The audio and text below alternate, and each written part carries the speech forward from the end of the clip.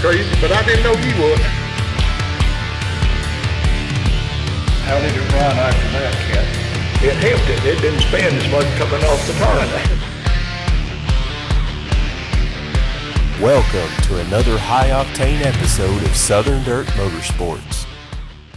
Welcome to another podcast of Southern Dirt Motorsports. We're coming to you today from the Northfield Vineyard, and we're here with the McLerran guys, Jackson and his father, Melvin.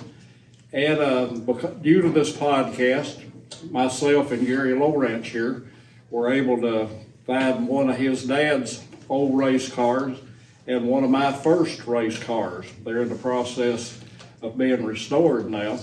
And I'd like for Jackson or Melvin one to tell us how they came to know the cars was even there to start with. Yes, you want to start with where they were, and then I'll talk about when we went and found them. Well, for years, the cars were setting up on my Uncle Jerry McLerran's farm in Moss, Tennessee. And I can remember them being there when I was a little kid. So, and I'm 53 years old, so we used to go watch Uncle Jerry race, and I always assumed that that was his old race cars that he raced with. And years went by. Of course, Uncle Jerry got out of racing, then unfortunately he passed away, and the cars kind of just sat on that farm for years and years and years. And I had told Jackson about them, and said, man, we need to go up there and look at them cars sometime. And he kept getting on to me, and every time he wanted to go look, it was summertime. And I was thinking, no.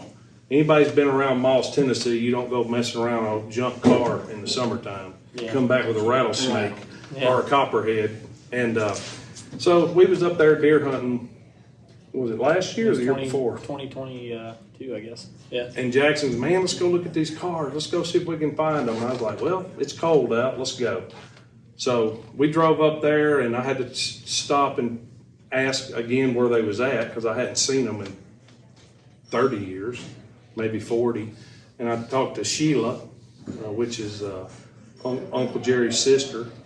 She lives right next to where it was at. She said, they're right up there in that thicket from what I can remember. And she was, that was an understatement. Yeah. We get up there to this thicket and I don't see anything. And now there's two cars in there. No, it was a cedar thicket, briars, everything you could think of. And I said, Jack, we need to come back with some cutting tools and cutters and stuff like that. So we came back the very next weekend. Chainsaw, we was ready to go, man. And I'll let you take over. Yeah, so we went in there with cutters and chainsaws, and it was very thick. I mean, we had to cut. It took probably about an hour to get them to where you could see them. They were in that video. So once we got them visible, he said, you need to take a video of that and put it on the Buffalo Valley page and show everybody, because I thought they were, Uncle Jerry's race cars. So we got them out, we looked around, and we took those videos and posted them. And then that is when Mr. Gary here reached out to me and said, that's my race car.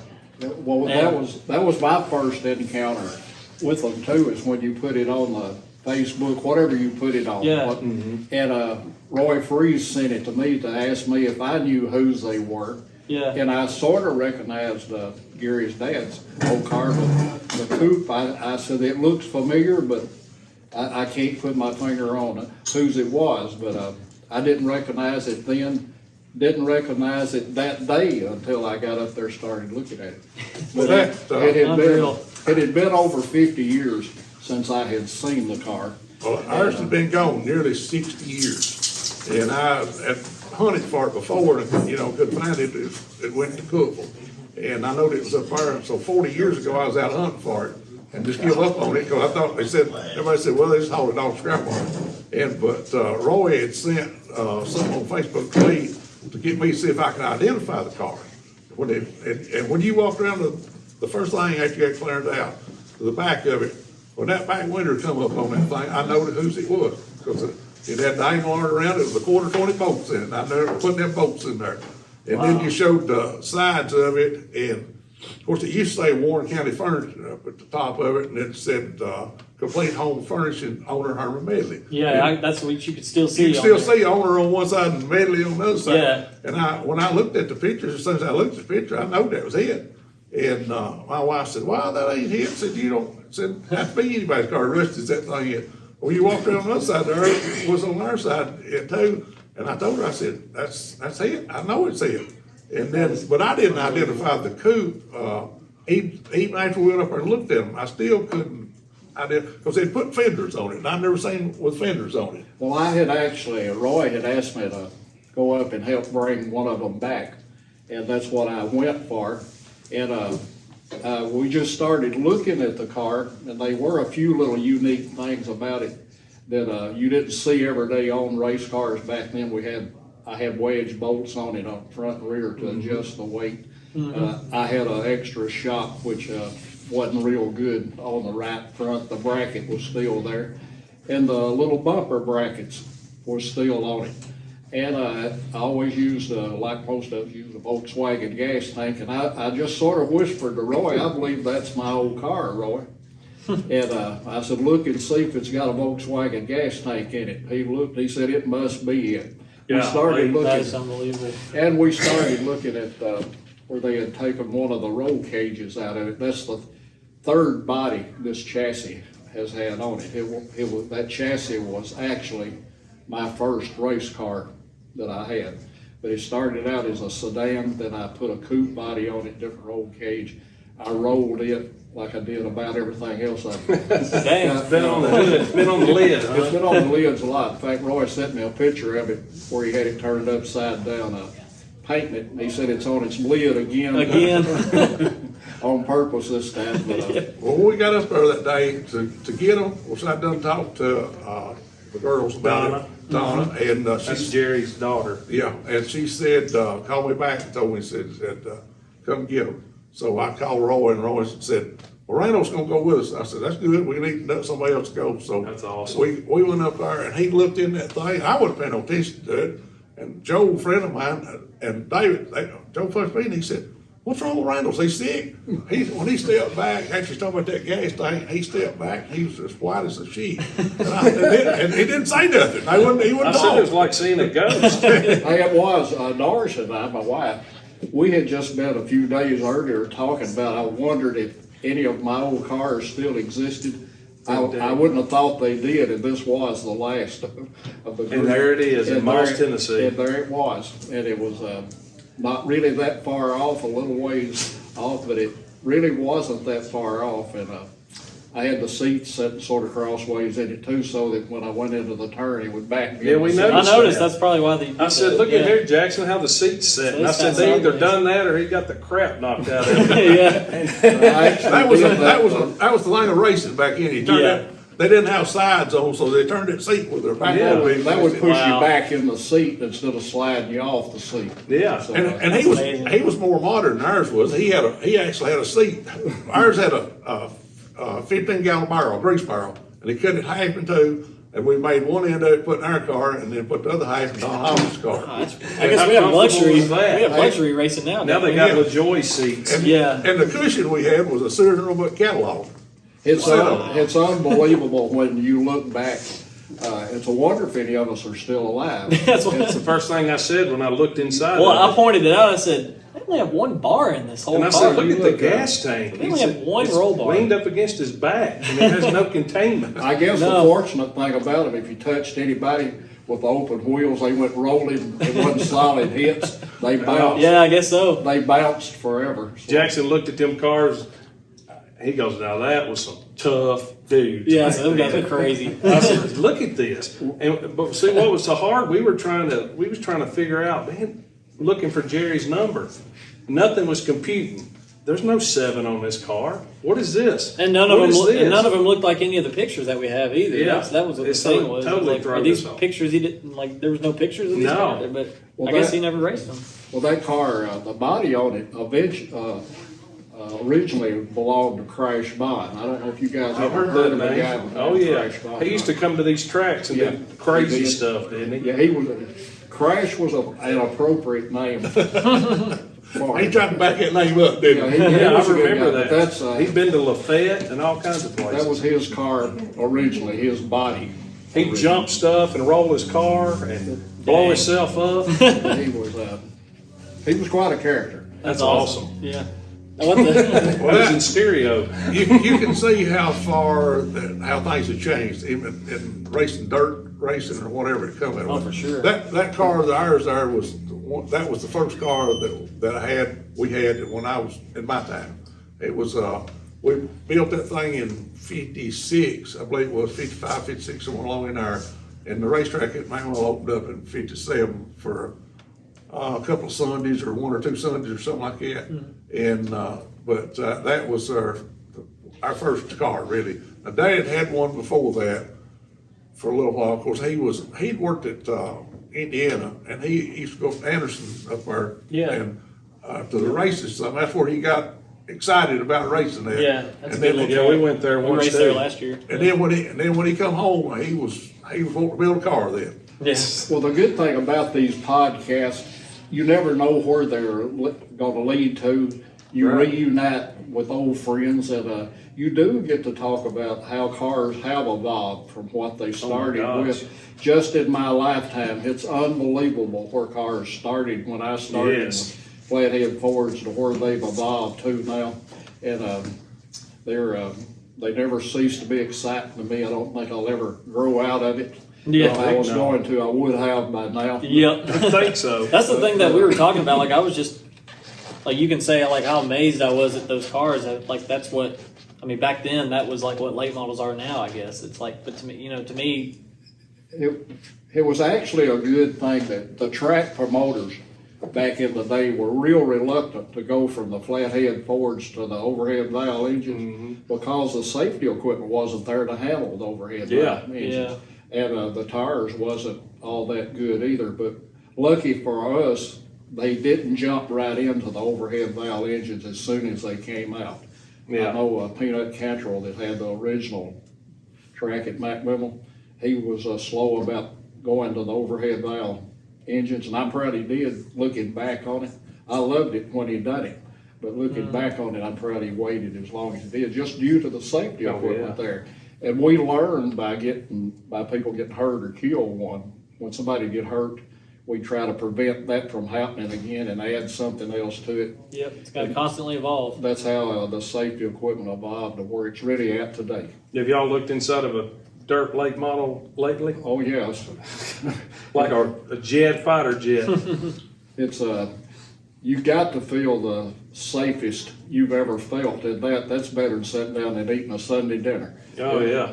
It's more comfortable, would be. Well, you see them guys flipping end over end over end, and they just get out, Yeah, and walk mad- away. and they're mad cause they wrecked. Yeah. Yeah, If exactly. you'd have done that back when y'all was racing that many times, you might not have got out of it. They've probably been shoveling us up with something. Yeah. My dad used to say, after the late models course and stuff, that he said the safest person there is the driver, because all the safety equipment on. He said that's the safest person there now. Yeah. And used to that was, of course, that was the worst you could probably be, but everybody was in the same boat. Everybody just run what you had, and it was. Of course, when we started, there really wasn't no money in it, but you couldn't buy all the equipment. You just everything we had come right out of the junkyard. Yeah. And it- Or what y'all could ingenuity get. Yeah, Yeah, that just was create- make yourself. Yeah. that's a roll bar you was laying about. Let me tell you what that is. That's a headboard of a bed. It's a bedstead. And we cut it too. That's unbelievable. It was and she It had done was just for herself. looks. Yeah. And we cut it too and ironed it, and, and welded those to the pads. That roll bar is a headboard of a bed. Of course, that was old cast iron headboards back then, wasn't it? Yeah. I mean, it It's- looked like a roll bar to me. It's steel, it's got the same. I have fixed that thing and it's rusted out home, and I actually put a piece around it where I could keep it in there. I want it back in there as. Oh, yeah. as- Heck yeah. It's pitted and all that, but I'm gonna just throw a little paint on it, and we'll go ahead. Well, I know when you get Wow. them put back together, I want to get Jackson in it and let him drive it down the parking lot. Good video. It would be. Yeah, man. Hey, when they started really enforcing having to have a roll bar, Miss Gilda Cantrell gave me a copy of some of the rules from the old Mac track, and when it talked about having to have the roll bar behind the driver and Yeah. suggested one in front. Guys Suggested. would make roll bars out of almost anything, and I have to tell this story because I actually saw it happen. The old tablecloths that you used to buy that would come on a paper roller. I saw a guy actually form one of them, wrap it in tape and make it look like a roll bar. And that's what he, Just to get through the, that's if what they he come and did looked for in a his roll window. bar. Wow, That actually did He was a happen. little lighter, wasn't he? It was lighter. that's crazy. But they, Wild. back in the first start running the flathead folder ends and stuff like that, they was bad to break axles or break the key to start with. Well, we got real smart with that. You took a screwdriver, a hardened chrome screwdriver with the same size as that keyway and that axle was. So you just broke that off and took a hammer and drove it up in there, and that stopped shearing the key. I But guarantee then the wheel started coming off and it broke the axles. And Goodness One after gracious. another. That sounds like our year racing one year. Yeah, no kidding. we had went to somewhere one time, and we're still towing that thing then. And we towed it home, and we're coming home. I know we'd run 60, 70 mile an hour probably coming home. We just took our death, and we thought it was unlocked. We thought it actually stripped a ring or something in it, you know. We towed it home. It sat there for 2 or 3 days, and so we thought we'd jack it up and put a key in the right rear wheel. And we went sitting out there, and it was getting ready to go racing. And they said, put that jack on there and jack it up. Which it was a bumper jack too. It wasn't a roll around jack. I jacked that thing up, and we stand there, and he started to take the wheel off it, and the wheel fell off of it. There's about that much axle stuck up in there, and that's what it run home on. Oh my And goodness. we drug it all the way home like that. Y'all some lucky fellas. We had friends that run it before we did start running. They'd run it Old Hickory. Old Hickory had a track back in, and they was talking about they was down there one time and they broke the wheel off and they broke the axle. They started home. They was towing. Well, what were we gonna do? So they went over in the fence and they took the brace post. There was a cedar brace post, and where the old kicker rails at, they stuck it in there, wedged it in there. And they drag it about 5 or 6 miles down the road, and they'd all stop, get out, and raise that thing up, and chuck it up. They said by the time they got home, it was down on the ground. They just kept chucking that cedar pole up. But in there. see, no wonder these guys nowadays are so smart in designing cars, because look where they came from. Hey, but- From this stuff that y'all came up with. Hey, I thought anybody other than a garage that owned a floor jack, that they had to be rich, man, because if you had anything other than a bumper jack, and we could get under those things, change transmissions with them jacked up on a bumper jack. And I think it was me and Julius Todd used the same transmission one night at Winchester. Wow. One of us broke one, so between races, we changed transmission. Probably 110 degrees outside. That's crazy. But we would actually do that. We had That's neat. that old car there that you found, we had it in a coupe. And the coupe was later, and that we're running at 414 to start with. And I don't know, like I said, 8, 9, 10 years old. And we didn't have a quick change course. We had a 28 tooth transmission, run second gear. It had that little hook. Did you see that little hook up there where you put that shift lever in? Yeah, it's still on there. And but that would hook it in second gear because he'd jump out of second gear when he went to turn if you didn't have it hooked in. So we had a 28 tooth transmission and a 29 tooth transmission. That was the difference in the that's how we changed the ratio. Well, that thing had a closed drive shaft on it, but they had put a big long hose off of a Cadillac on it, and I'd jack it up, and we had 2 of them old bales like the old flathead Ford has cut off, and that's the jack stands, put it under the kicker rails. And he'd go to work, and he put the transmission over in it. Well, our job was to take the rear end out of that and roll it backwards, and then the torque tube was on it, and I had a piece of pipe that stick in the frame, and then just roll back on it, and the torque tube didn't fall down. Well, then I had the transmission in there. I just took the bolts loose and I just reached grabbed the shift lever and done like that, and it fell out on the ground. And they had to stick an old tar or something under it for it wouldn't break nothing. And then the transmission he wanted me to put in there was inside the car. My grandpa had made me a block of wood. He always done some, had sawmills that run a big old block of wood, and it was in this shape. You shove that block of wood up there, you take that other transmission and roll it over there, and when it fell down in there, that block of wood exactly was the right height for the clutch Oh my line up. gosh. And I took my feet and I just worked it in there and put the bolts back in, put the rear end back under it. I'd have that thing washed and ready to go. When he got home, we'd throw the tow bar on it and head down the road. Golly, now Wow. see, that's what I'm talking about. That's a Bubba's. Y'all is. are Bubba's about broke. Y'all are that's the exactly truth. what we did this podcast Hey, you for. you can look Bubba up in the dictionary and find Gary and myself. There he is. We found the real Bubba today, ladies and gentlemen. Right here they said. I love it. I done that twice a week. Time I was 8, 9 years old, I changed 2 a week. So, but we'd go one track. If you run it Burgess Falls, you could run a little taller gear, and if we run it at Cookville the next night, we'd have to have a lower gear. Yeah. And I changed that transmission. That's crazy. I was the first person ever so proud of a quick change. I imagine so. That's You didn't know amazing. what to do, did you? No, Man, I just got get- time to go get a hot dog. Yeah. Just get them 6 bolts out and you change them gears out. Well, guys, this could go on forever, and I hope we'll have another chance to reminisce a little more, because Oh, yeah. We'll come over here anytime, or That's have y'all when, come to us. between Gary's dad and Gary and myself, we played with a lot of things, and I guess invented a lot of things that worked for us over the years, and Yeah. seen things evolve. But I want to thank you guys for being here with us today. We got to do some more of this. I enjoy talking about the old times and the modern times. I'm the antique one. This is the modern day. Yeah. And I It's a would, good combo. and one thing I'd like to say, I would like to thank y'all for finding them cars. Man, Yeah, I tell you, it was emotional, really. Hey, it was for me. It was. I could usually say something about anything. That day I couldn't say anything about Well, I something. tell you, when I found out what that meant to y'all, and I was mad at myself actually for not going out there sooner, but it was emotional. It was emotional to hear Actually, that. I'll say this and wrap this up.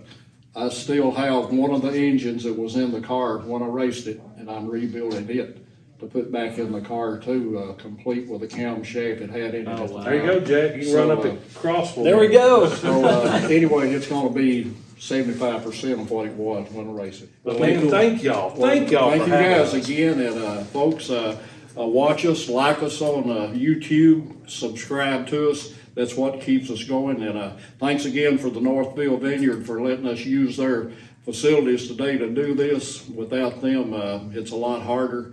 They help make this possible. Thank them and everyone. Thank you guys. Thank Thank you you. so much. Thank you.